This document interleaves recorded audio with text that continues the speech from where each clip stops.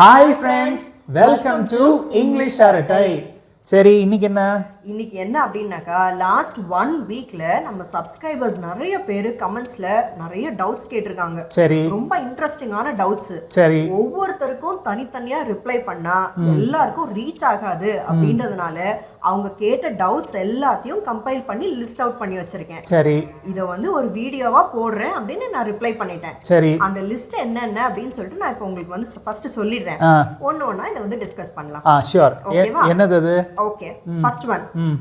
Hi ma'am, கை பக்குவத்துக்கு இங்கிலீஷ்ல என்னன்னு கேட்டிருக்காங்க. கை பக்குவம். ஓகே, ஓகேவா? ரெண்டாவது டவுட், மேம் தாமரை இலையில் தண்ணீர் இருப்பது போல பட்டும் படாமல் பேசுவது, how to say it in English? Okay, okay, சரியா? மூணாவது, எந்த புற்றில் எந்த பாம்பு இருக்கும் என்றே தெரியாது. இத இங்கிலீஷ்ல டிரான்ஸ்லேட் பண்ணுங்க மேம் கேட்டிருக்காங்க. சரி. நாலாவது டவுட், how to say அவள் எனக்கு கம்மல் போட்டு விட்டாள் in English? ஓகே, ஓகேவா? அஞ்சாவது, இந்த சப்ஸ்கிரைபர் வந்து ஒரு 3 டவுட் சேர்த்து கேட்டிருக்காங்க. என்னது? ரொம்ப கெஞ்சாத, கொஞ்சி பேசுறது, பெத்த மனம் பித்து பிள்ளை மனம் கல்லுன்னு. ப்ளீஸ் மேம் இது எப்படி இங்கிலீஷ்ல சொல்றது சொல்லுங்க அப்படின்னு கேட்டிருக்காங்க. சரி, அடுத்தது. ஓகேவா? அடுத்தது, சண்டைனா சட்டை கிளிய தானே செய்யும். வடிவேலு டயலாக். அது அடுத்தது லாஸ்ட் ஒன்னா வந்து என்ன எடுத்து வச்சிருக்கேன்னா, can you tell me how to say in இங்கிலீஷ்? முந்திரி கொட்டை மாதிரி பேசாத. முந்திரி கொட்டை மாதிரி பேசுறது. ஆமா, சூப்பர். இந்த 7 தான் நான் ஆக்சுவலி வந்து லிஸ்ட் அவுட் பண்ணி எடுத்து வச்சிருக்கேன். இது ஒண்ணா நம்ம டிஸ்கஸ் பண்ணுவோம். Yeah sure. ஓகேவா? ஃபர்ஸ்ட் ஒன், கை பக்குவம் இன் இங்கிலீஷ். கை பக்குவத்துக்கு 2 வேர்ட்ஸ் இருக்கு. ஒன்னு வந்து ஃபிங்கர் பிரிண்ட், இன்னொன்னு வந்து சிக்னேச்சர். அதுல சிக்னேச்சர் அப்படின்றத விட ஃபிங்கர் பிரிண்ட் அப்படின்றது ரொம்ப பொருந்தும் கை பக்குவம் அப்படின்ற அந்த டேர்முக்கு. இப்போ உதாரணத்துக்கு நான் சொல்றேன், my mom's finger print is on every dish she made. Super. என் அம்மா சமைத்த ஒவ்வொரு உணவிலும் அவருடைய கை பக்குவம் தெரிகிறது இல்ல இருக்கிறது, அந்த மாதிரி. இப்போ நான் சொல்றேன், the sculpture had the sculptor's fingerprint all over it. அதாவது அந்த சிற்பி வடித்த அந்த சிலையில் அந்த சிற்பியின் கை வண்ணம் எல்லா இடத்திலும் தெரிகிறது அந்த இடத்துல. இப்ப அந்த கை, அது சிலை அப்படின்றதுனால கை வண்ணம், இதை நீ வந்து கை பக்குவம் அப்படின்ற அந்த சென்ஸ்லயும் நீங்க எடுத்துக்கலாம். இப்போ நான் ரெண்டாவது சொன்னேன் இல்லையா, சிக்னேச்சர் அப்படின்றது. சிக்னேச்சர் அப்படின்றது கைப்பக்குவம் அப்படின்னு ஒரு ஆஸ்பெக்ட்ல பார்த்தாலும் டிக்ஷனரி மீனிங் பிரகாரம் என்னன்னா தனித்துவம் வாய்ந்த அப்படின்றதுல தான் அதிகமா வருது. அந்த சென்ஸ்ல தான் வந்து அதிகமா யூஸ் பண்ணப்படுது. இப்போ உதாரணத்துக்கு நான் சொல்றேன், ஷெஃப் தாமு தெரியும் இல்லையா?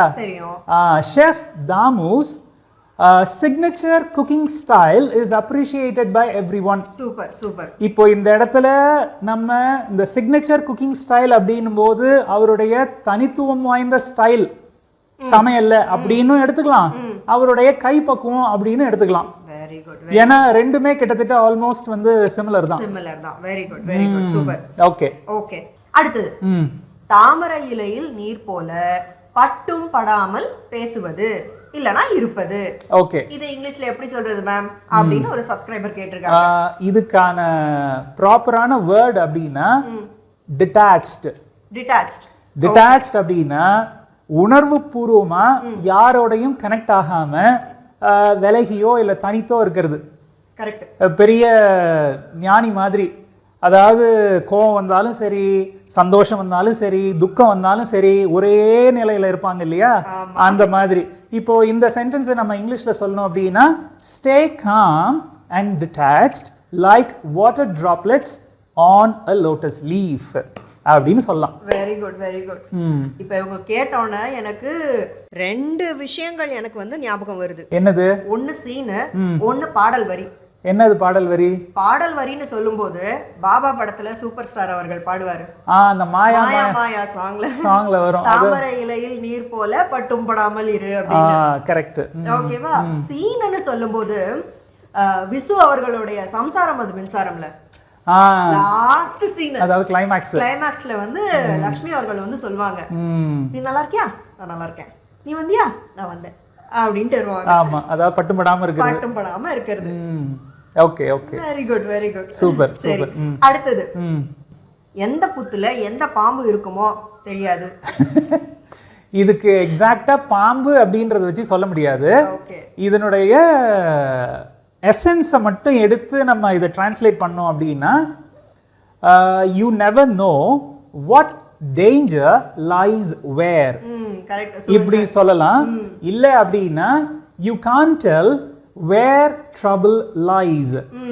ஓகே, இன்னொரு விதமா சொல்லலாம் அப்படின்னா, not all threats are visible, danger might hide anywhere. Anywhere. So இந்த இடத்துல வந்து பாம்புக்கு நிகரா வந்து டேஞ்சர், த்ரெட்ஸ் இதெல்லாம் வந்து ஆமா, எந்த புத்துல எந்த பாம்பு இருக்கும் அப்படின்றது நீ அந்த டேஞ்சர் அப்படின்ற எலிமெண்ட்டை வச்சோ இல்ல ட்ரபிள் அப்படின்ற எலிமெண்ட்டை வச்சோ தான் நம்ம வந்து மீன் பண்றோம். சோ அதனால வந்து டைரக்டா போட்டுக்க முடியாது. Right right right, very good very good. அடுத்தது, அவ எனக்கு கம்மல் போட்டு விட்டா. How to say in English, ma'am? Okay, அவ எனக்கு கம்மல் போட்டு விட்டா. இத ரெண்டு விதமா சொல்லலாம். ரொம்ப டைரக்டா சொல்லணும் அப்படின்னா, she put the earrings on me. சரி, இது.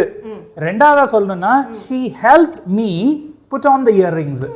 Very good. ஆனா ஒரு வித்தியாசம் இருக்கு. என்ன வித்தியாசம்? she put the earrings on me அப்படின்னா என்னுடைய பங்கு அதுல எதுவுமே இல்லை. சரி, இப்போ நான் கையே அசைக்கல, நான் அப்படியே வச்சிட்டு இருக்கிறேன். அவங்க தான் எனக்கு முழுக்க முழுக்க போட்டு விட்டாங்க.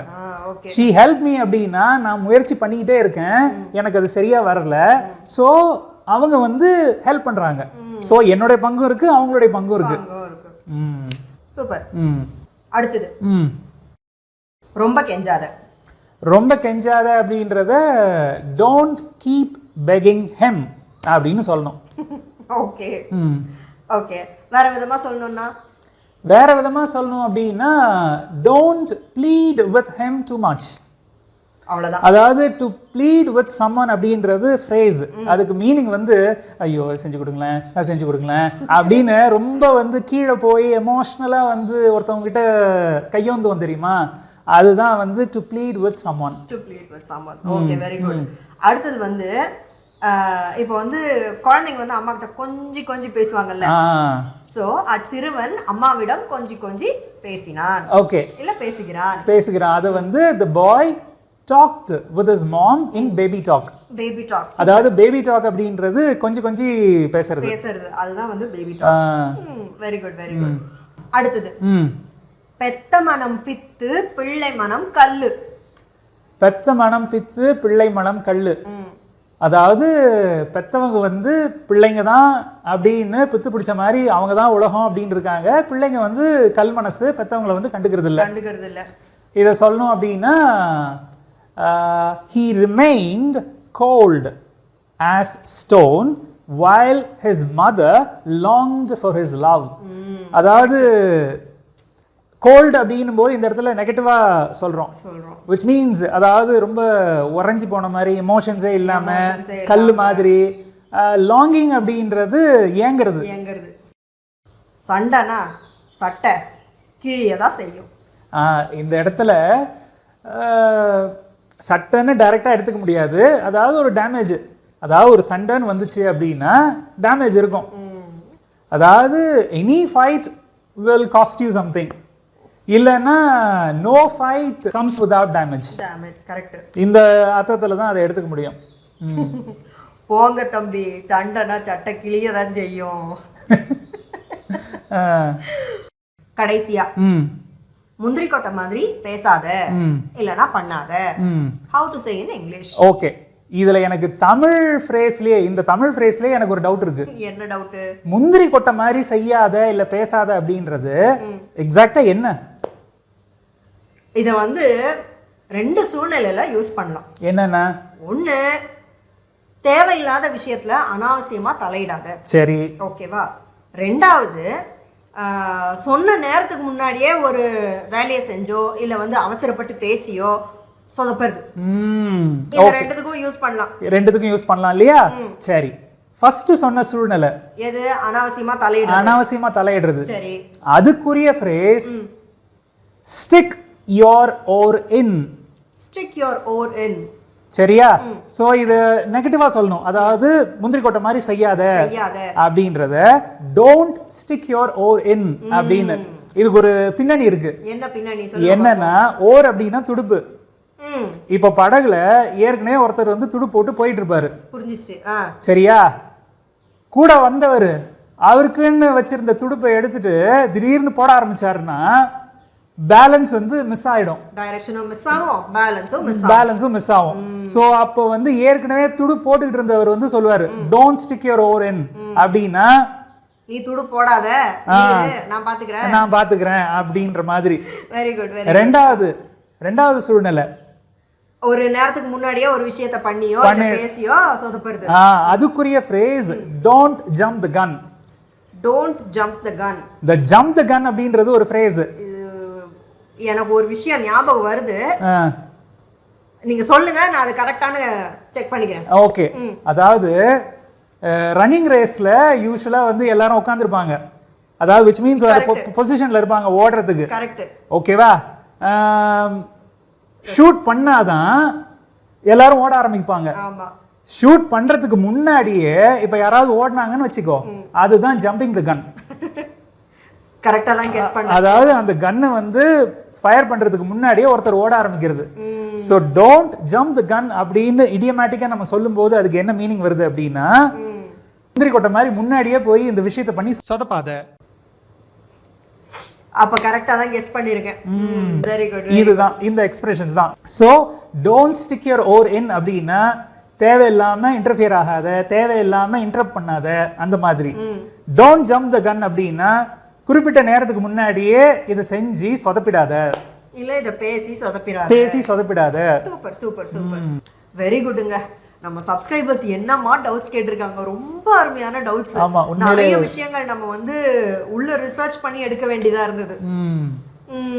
நல்லது நல்லது நல்லது, சூப்பர். இதே மாதிரி வேற ஒரு இன்ட்ரெஸ்டிங்கான டாபிக்ல நம்ம நண்பர்களை சந்திப்போம். அது வரைக்கும் பை ஃப்ரெண்ட்ஸ்.